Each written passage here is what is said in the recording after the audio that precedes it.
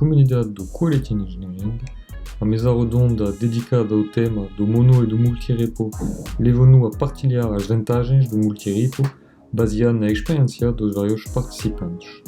Pode aceder à comunidade no site qunit.com. Uma boa edição, subscreve para obter os próximos episódios.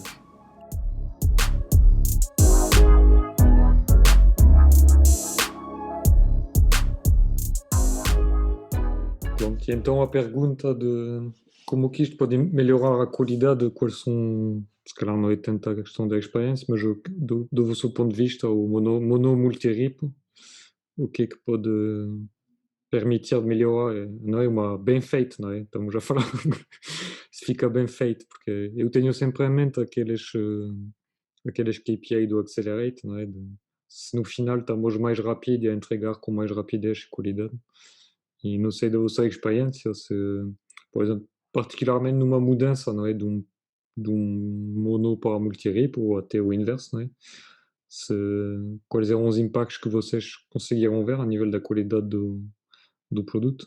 Code reviews é logo a primeira coisa que me vem à mente, porque contexto mais pequenino, o contexto também é mais fácil definido. localizar. Sim, e depois lá está, tipo, numa solução monolítica, não é? Monorepo, alguém alterou uma função ali no meio, não é? E tu estás só focado naquele contexto, porque é aquilo que te aparece no diff, e estás a ver o pull request, ou umas requests, estás a ver o diff. Para depois efetivamente conseguires navegar no código e perceber de onde é que vem ou para que é que vai, quando estás em monorepo, ou vais puxar a solução toda, ou vais ter que andar a navegar num mar infindável de classes e de código, não é? Quando passas para multirepo e passas também para a estrutura mais pequenina, estamos a falar se der 5 saltos já tens uma aplicação um bocadinho suspeita de que é um microserviço ou estamos aqui no limite de outra coisa qualquer. E assim também consegues medir se efetivamente estás a trabalhar numa perspectiva de microserviços, se estás a conter o teu código e a ser simples e a minimizar. Por isso, estás a cumprir as guidelines de que te comprometeste e a validação de código é mais rápida porque estás mais contido. Aqui foi... Tens tipo mais curto de iteração, menos cognitive load, não é? E isso tudo. Sim.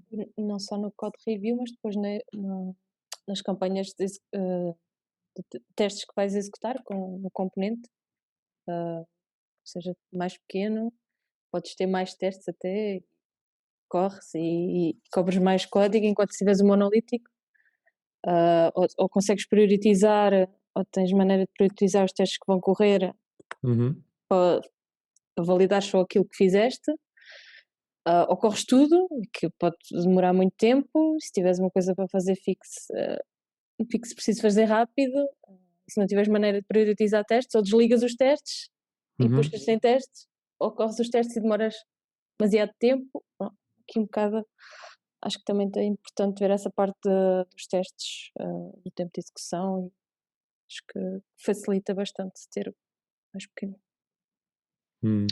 Uma outra vantagem que eu vejo nisso é o ramp-up de new membros na equipa. Eu acho que com esses repositórios pequenos é muito mais fácil alguém chegar, entender do domínio e tudo mais. Só isso, não é? Exato, não tens verbo todo. E já começar a entregar valor. Eu acho que ter esse código, esse repositório menor ajuda nisso também.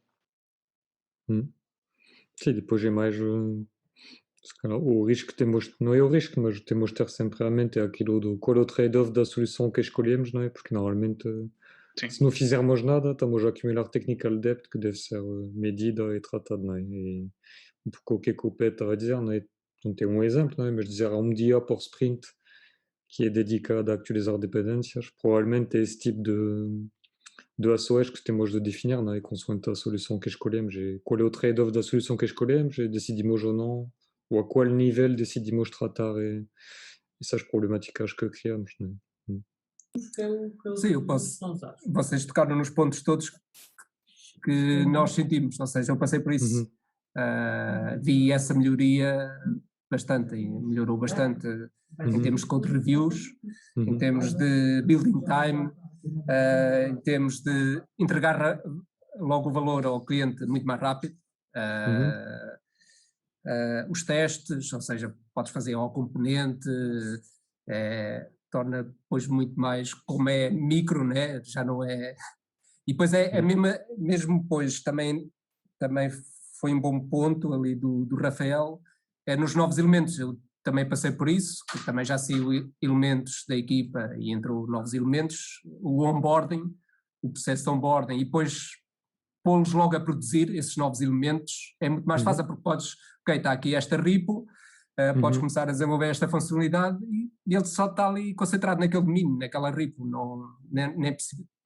Nós, pelo menos no nosso onboarding, quando entra um novo elemento, eu tento dar mais em termos funcionais, né? Em termos de regras de negócio, etc.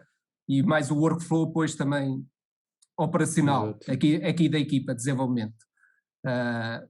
Mas depois, se calhar, essa pessoa depois não precisa perceber mais em detalhe de toda a aplicação ou de todo o sistema.